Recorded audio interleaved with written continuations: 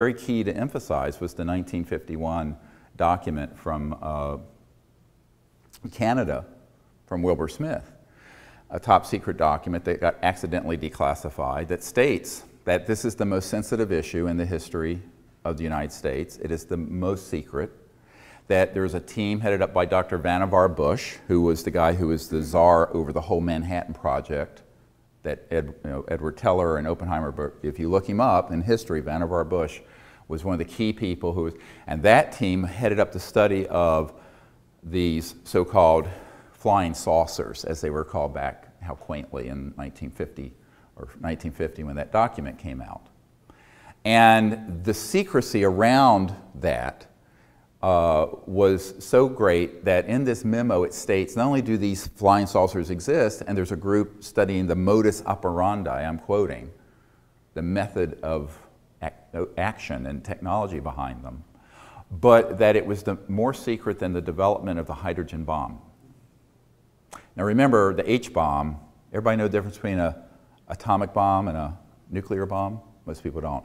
An atomic bomb is fissile material. Okay, so what we unfortunately dropped on Hiroshima and Nagasaki was a very, in a sense, low-yield fission reaction where you split the atom. A thermonuclear bomb has that within it, and then it goes to a fusion, like the sun reaction, and it's 100,000 times more powerful. And so the H-bomb, the hydrogen bomb, which are what is the standard use today in the world, at least by America and others, is a thermonuclear fusion bomb, uncontrolled, which is much more powerful than an atomic bomb. Most people have no idea the difference between atomic and, I mean, these get conflated, but I want to be clear. I mean, there was no reason for us not to be educated in 2014. And so we'll have questions later at the last hour, because it's not mic'd. So what you have to understand is that that was the ultimate doomsday weapon, the hydrogen bomb. And this memo, which has never been contested, states that the projects dealing with the modus operandi, the technologies of these UFOs, was a bigger secret in the United States than the hydrogen bomb. So if you just think about the implications of that for a moment, then you begin to realize what kind of things would be done to keep this genie in the bottle, and has been done. Now, did it start in the 40s, 50s? No.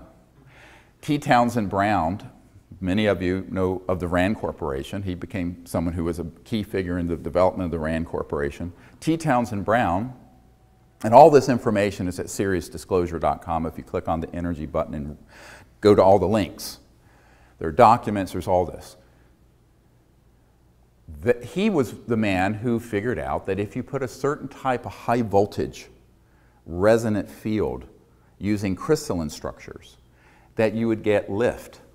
And actually, the crystals would begin to look like they were expanding, and did expand, take up more space. Amazing. And they would cause a lifting effect. That was in the late 20s, 1920s. The Kautsky-Frost experiment that was then done in 1928 or 29 in Germany reproduced that, but did even more work on it. So it isn't as if this all started after Roswell or something. There were classified projects looking into this effect of very high voltage systems, lift effect, mass cancellation. So if something becomes massless, anybody know your physics equations? Velocity is equal to, but it's inversely proportional to the mass.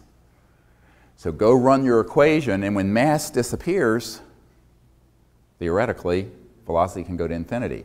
But what actually happens when it becomes massless and a massless particle, boom, it's actually in another dimension.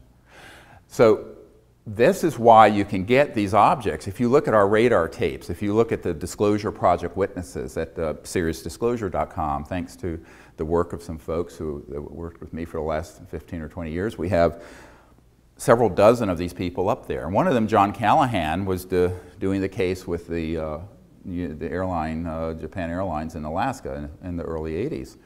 And you know, he was flying along on the polar route, 747, and this massive UFO, extraterrestrial vehicle actually is what they're called, ETVs, that's what they're called, the NSA, National Security Agency, appeared, and it was the size of a destroyer or larger on the ocean, but it was up in the air. And with one radar sweep, it would then be 180 degrees the other way, moving completely non-linearly, or in ways that were inexplicable to anyone flying a jet, all right, or a rocket. So that radar tape, we have the original for, because this chief of the investigation unit for the FAA took it with him when he retired and gave it to the Disclosure Project. So it's in my vault. You get the sense of this then, that anyone who's gotten close to the subject knows that we're not dealing with your granddad's Oldsmobile or jet or rocket. And that is the crux of the problem, is that it is such a big leap in technology from where we are now that a lot of people say, it's great, but it's too disruptive. And as the man at the university club told me, no one who gets into a powerful position in government wants to have to deal with that much change. It's just too much change to deal with. Now, unfortunately, it would have been a manageable change between 1910 and 1930, but we missed that window. And I wasn't alive then anyway, so I couldn't have helped you out. Neither was anyone else in this room, I suspect, unless you've aged very well. You're not 100 years old. So the question becomes, why hasn't someone, if these technologies are real, done something with it? Well, they have. And it turns out, if you look at the history of this, T. Townsend Brown started out in the open world and then got pulled in by the military with his anti-gravity work that then got pulled into the RAND Corporation. We have people like Stan Meyer.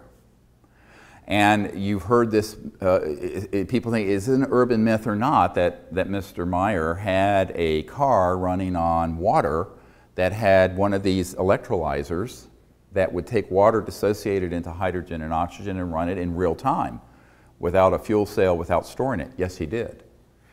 Unfortunately, he falsified all his patents, which vitiated their legal viability because he didn't want anyone to know his little secret. And then he died mysteriously after he was meeting with some people from NATO. Ran out of a Cracker Barrel in somewhere, I think, in Tennessee, and collapsed in the parking lot saying, I've been poisoned, I've been poisoned, I've been poisoned. Now, my team has met with his twin brother who actually did the circuits for him in the 80s and 90s.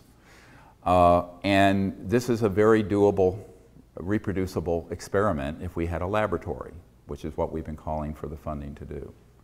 But what Stan Meyer did, and this is something I'm going to go into, what have been the mistakes? How can we learn from the mistakes I've made in the last 15 years, but the mistakes others have made in the last 24. So if I were to drop dead tonight, one of the reasons I'm making this film is I'd like for people to know, have the benefit of what I've gone through and what I've learned, because it is not obvious. It is very counterintuitive.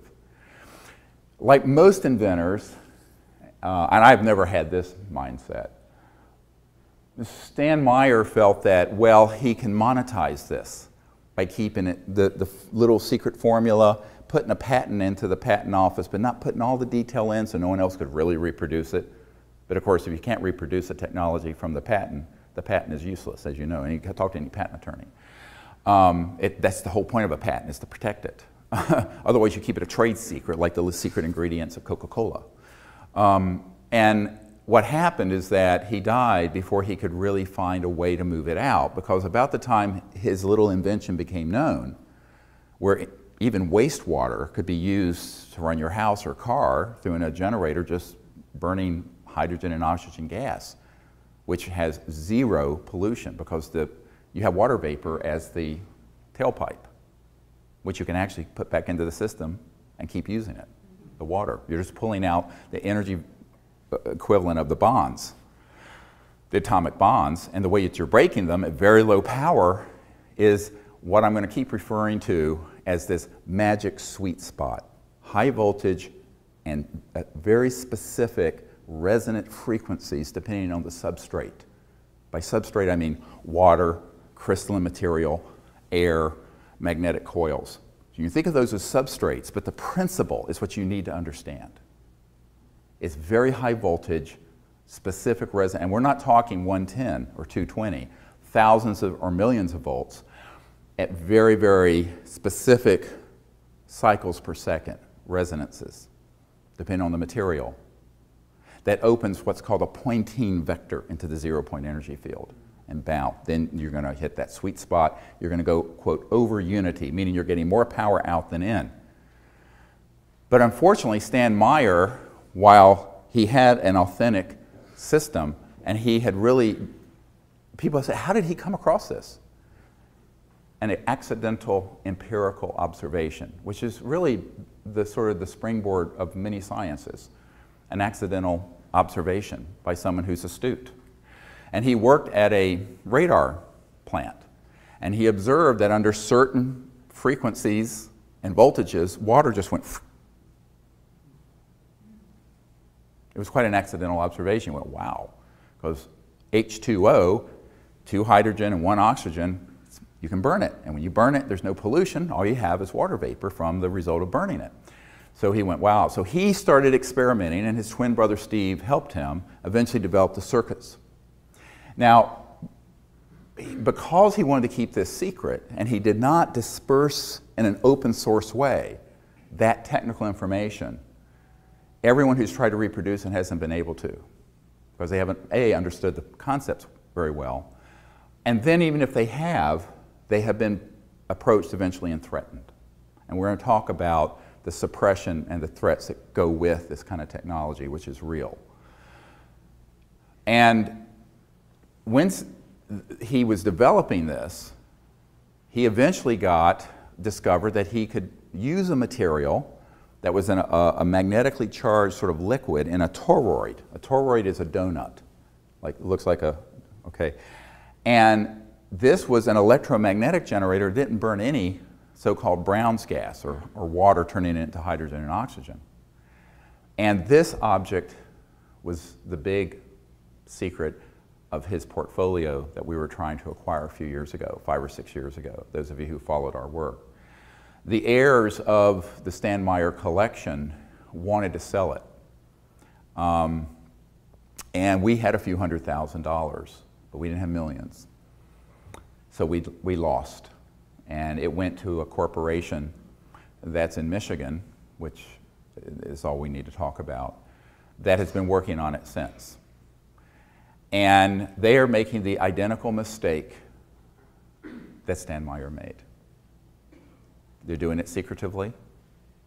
I was recently called in a panic by one of their funders out of the United Kingdom, who stated to me that they had gotten these systems to operate, including the toroid, which means that you have a solid state, basically a solid state system with some magnetically charged material in it, and it'll run your house.